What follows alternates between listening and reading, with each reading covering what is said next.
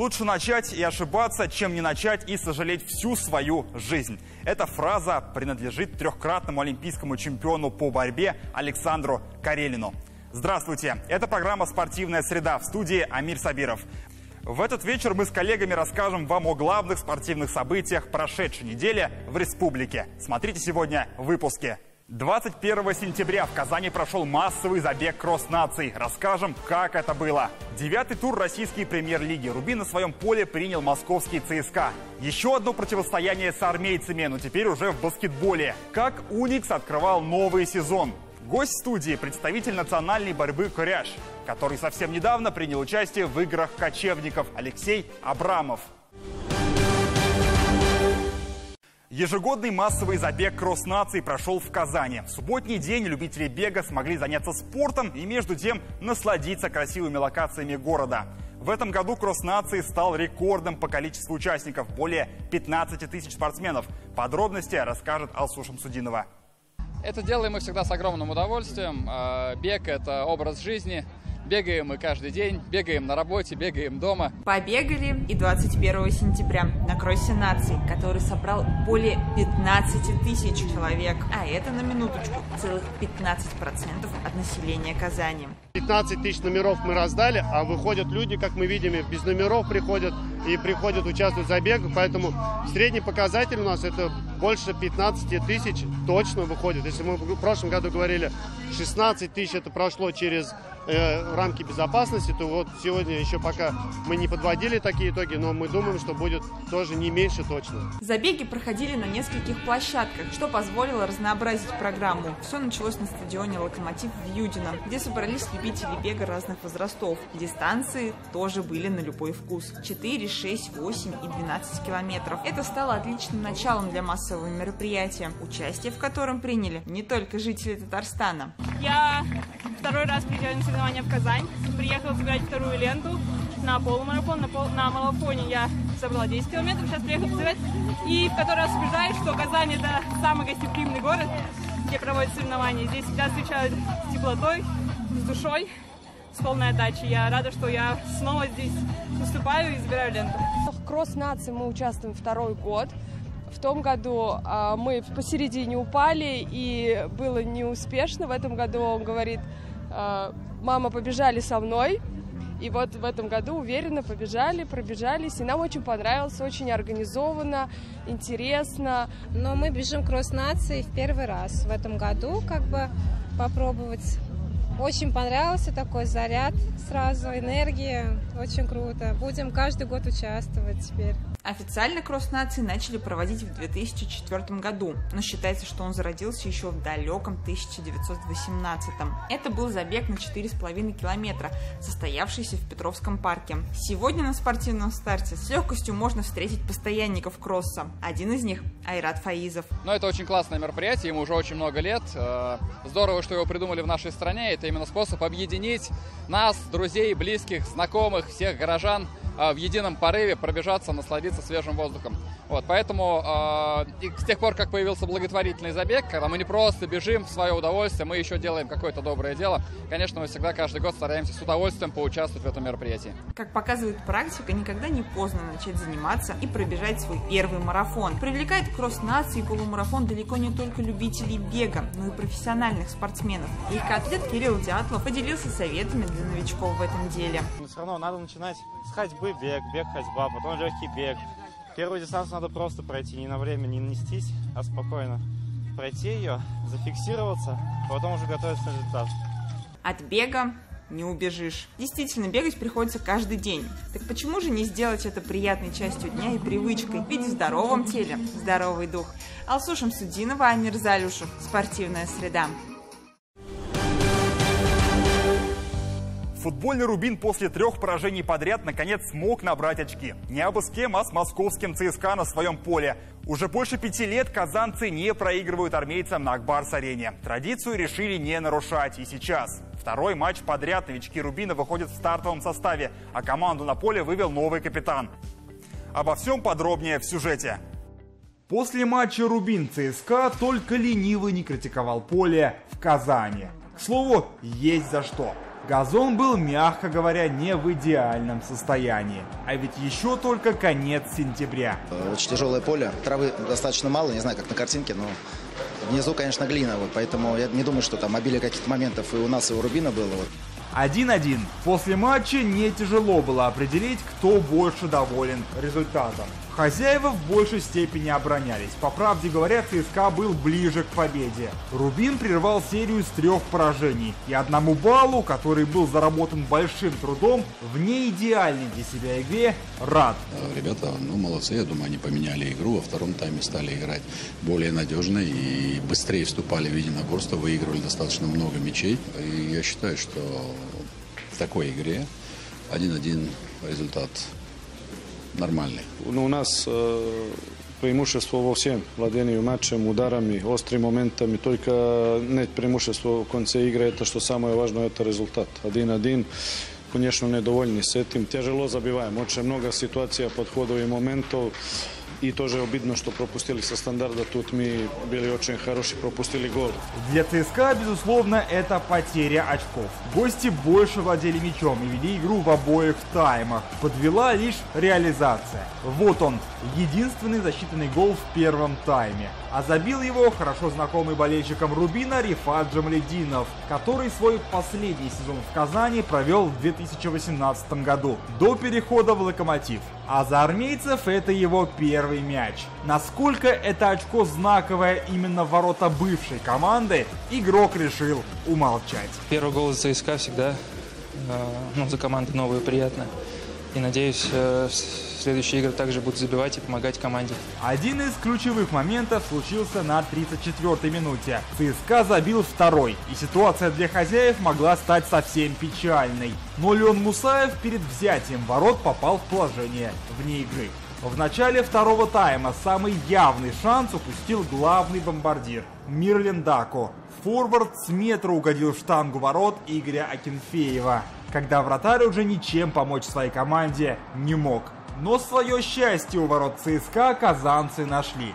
Егор Тесленко после углового вписал свою фамилию в протокол мощным ударом головой.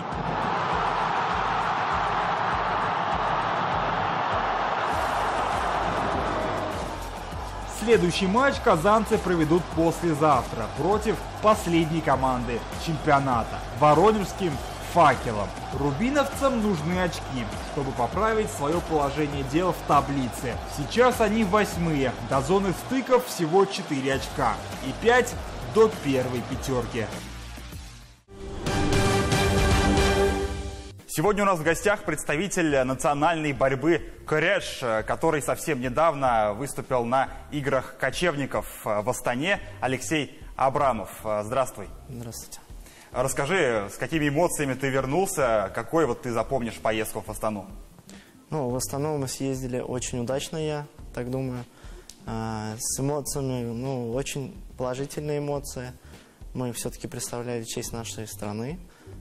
Выступили достойно и очень рад, как будто как с Олимпиады вернулся. У тебя много в жизни поездок, вот какая из них больше всего запомнилась тебе? Ну, за последние, получается, можно сказать, 5 лет, вот именно вот эта поездка очень сильно запомнилась, потому что такого красочного представления никогда в жизни не видел. То есть открытие сравнивают с Олимпиадой, даже там в медиа писали то, что очень масштабно было. А вот с точки зрения конкуренции, насколько серьезный был этот турнир? Конкуренция была очень высокая, то есть спортсмены очень достойные приехали на данный турнир. Вот. И я думаю, достойные соперники были. Давай для зрителей как раз расскажем. С 8 по 14 сентября в Астане проходили игры кочевников. Расскажи, вот что вообще это за соревнования, что такое игры кочевников? Игры кочевников – это, простыми словами, соревнования этнических спортсменов, так назову, которые объединяют весь мир. То есть такие древние соревнования, которые проходили у тюркских народов, можно так выразиться, вот. И они объединяют весь мир, то есть весь мир был раньше кочевым народом. татары, монголы, то есть, ну, разницы нет. То есть даже из Америки приезжали ковбои, то есть у них тоже был промысел в этом. И вот такие соревнования. А какие виды спорта там были представлены? Вот куряж мы знаем, стрельба из лука, какие еще? Первый момент, когда я поехал, то есть я сейчас ездил на 5-е игры, а самый первый раз я был на 3-х играх кочевников, они были в Киргизии. И тогда для меня было как-то сумасшествие, как я бы так назвал. Футбол на лошадях, то есть кокбуру называется он. Сражаются, получается, 5 на 5 на конях. То есть, и нужно закинуть живого барана, в тот момент еще был. В Астане же было уже чучело барана, оно весит примерно 50 килограмм. И то есть, кто больше закинет в определенные ворота на лошадях. Там такая ожесточенная борьба была. То есть, мне очень это понравилось. Несколько видов стрельбы из луков на лошадях, стоя, проездом на лошади. Получается, несколько видов борьбы, единоборств, то есть, включая наш куреш, алыш, казах курюсу ввели первый раз в эти игры. С ястребами, получается, они должны принести добычу. То есть в определенном моменте выпускают ястребов, и они приносят добычу. Кто быстрее справится с этой задачей, тот и выиграл. Вот. И вот в этом русле, то есть игры проходят. Интересный вид спорта, вот про кидание чучела барана. А вот в прошлые годы, когда был живой баран, он как бы доживает до конца, этот баран? Ну нет, он не доживает. То есть он изначально он живой, а потом уже, то есть, там, не выживет он. Предлагаю сделать паузу и посмотреть сюжет про греко-римскую борьбу. Турнир прошел с 19 по 22 сентября во дворце единоборств Акбарс. На месте события работала Гульнур Габдрахманова, поэтому ей эфир и передаем. В Казани прошли 11-е по счету соревнования по греко-римской борьбе памяти Магаса Сахабуддинова среди юниоров до 21 года. Это заслуженный тренер РСФСР и Республики Татарстан. Он же являлся главным тренером Республики Татарстан по греко-римской борьбе. Из года в год престиж этого соревнования повышается. Вот в этом году на этот турнир приехали представители, борцы из 49 регионов. Сегодня вот на коврах борется, значит, свыше 400 человек. Безусловно, спорт, борьба, это классическая борьба, это спорт сильных, выносливых, настойчивых и стремящихся к победе людей. Греко-римская борьба – это единоборство двух спортсменов с использованием различных приемов, которые применяются не ниже пояса. Главная цель поединка – прижать противника спиной к ковру, туше. Борец может также одержать победу, выиграв 1 или 2 периода. Если борец, набрав преимущество в 8 баллов, побеждает, то встреча заканчивается. А если счет остается равным, а схватка закончена, победитель определяется по следующим критериям: качество технических действий, меньшее количество предупреждений, либо по последнему техническому действию. С этого старта начинается подготовка к первенству Европы и мира следующего года, где формируется межсезонный состав, ведется межсезонная работа, подготовка к будущему первенству России, которое уже состоится в феврале месяце. Третье место в весовой категории до 60 килограмм занял Айрат Салихов из Санкт-Петербурга. Второе место завоевал Алижон Бурхонов из Башкортостана, а победителем стал Жонпулат Толкинбоев из Узбекистана. Финальный поединок прошел достаточно тяжело. Примерно так я ожидал, что будет. В конце немножко расслабился из-за этого. Мой соперник был Рамин Мамедов, выступает за Москву. Раньше мы с ним встречались еще 2 раза. Те 2 раза я ему проиграл, и вот в этот раз удалось выиграть. В самой, так скажем, весомой категории до 130 килограмм первое место занял спортсмен из Башкортостана Георгий Аганесян. Второго места удостоился Али Ильясов из Мордовии, а третье место поделили Георгий Габеев из Москвы и Эльдар Эмиров из Севастополя. Вот сегодня повезло мне занять бронзовую медаль. К сожалению, вчера упустил я свою полуфинальную встречу со счетом 5-5. Буду исправлять ошибки. Этот турнир стал одним из самых престижных соревнований по греко-римской борьбе в этом году. И борцы оправдали ожидания, показали зрелищные сражения в финальных схватках. Гульнур Габдрахманова, Амир Залюшев, «Спортивная среда». Есть 2 вида спорта – алыш и куряж. Вот чем отличаются они? И сравнивать если куряж с алышем, то есть у нас, если ты поднимаешь и делаешь бросок на себя, то есть если есть отрыв, то не оценивается действие. А там же, если ты кидаешь и упал на лопатки, то есть там оценивается действие сопернику, как бы он тебя завалил. Вот только в этом отличие. Еще вот, там был вольный стиль Валыши, то есть работа ногами. В Куреше работа ногами нельзя. Вот мы знаем, что спортсмены люди самокритичные. На 100% выложился или же можно было бы еще доработать? Если честно, объясню так. Мы выступали, получается, на Бриксе этим летом. Подготовка была очень усиленная. Мы вложили все силы в Брикс. И потом не знали, что поедем мы на игры кочевников, не поедем. Но я все же готовился, отдохнул неделю и готовился. То есть к чемпионату мира, вот у меня скоро будет чемпионат мира по поясам. Готовился туда. И за месяц нас предупредили, что да, все же мы едем под своим флагом, своим гимном. То есть и как-то, можно сказать, на 90% был готов. А следующие игры кочевников где будут происходить, уже известно? Да, известно, будут проходить в Киргизии, на родине этих игр. То есть Узбекистан должен был быть. Но Узбекистан отказались, у них не получилось. И опять игры уезжают в Киргизию, в Чулпан-Ату, скорее всего. Когда? Получается, в 26-м году. А вот в плане организации можно ли с играми БРИКС сравнивать? Конечно, можно. То есть организация была на высшем уровне игр кочевников. Меня удивило то, что порядка 3000 спортсменов приехало на данное состязание. И также было представлено порядка 3000 волонтеров. То есть почти на каждого спортсмена один волонтер полагался. Это меня очень удивило.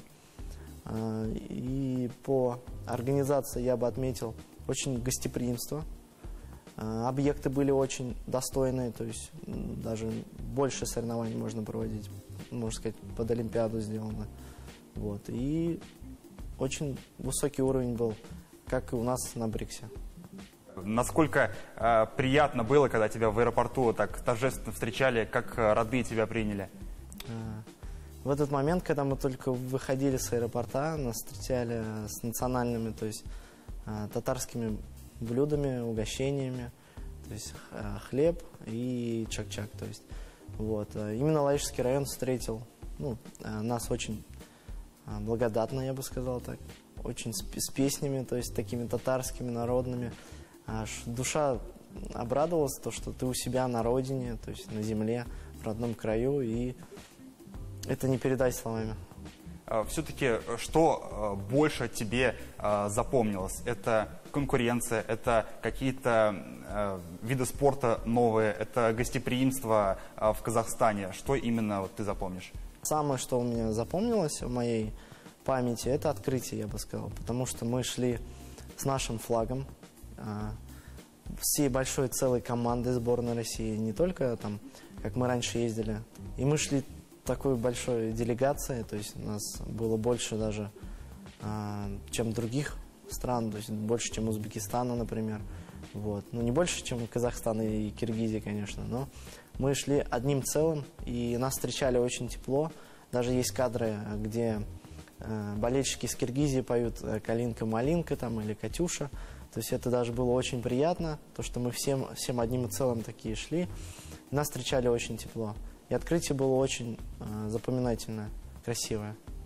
Отлично, мы желаем тебе удачи и надеемся, что еще раз станешь гостем нашей передачи. Спасибо.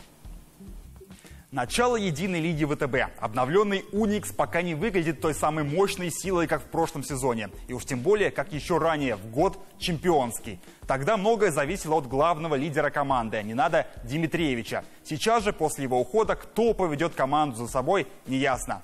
Первый матч нового сезона это показал. Как команда провалилась во второй половине игры и куда пропала результативность. Разберем в сюжете. Уникс против ЦСКА. Первый матч нового сезона стал ремейком прошлого финала Единой Лиги. К сожалению для казанцев, эта игра стала повтором той серии и по результату. На то были причины. Из-за травм участие в игре не приняли Луи Лабери и Маркос Найт. Два легионера, пожалуй, главная сила Уникса в этом сезоне. Это всего лишь начало сезона, поэтому рано делать выводы. К тому же у нас не было лидеров. Они дадут нам больше возможностей как в атаке, так и в обороне, когда вернутся. Что касается Дмитриевича, конечно, его тяжело заменить. Команде нужно искать другие пути для того, чтобы побеждать. Мы уже показали это в Суперкубке.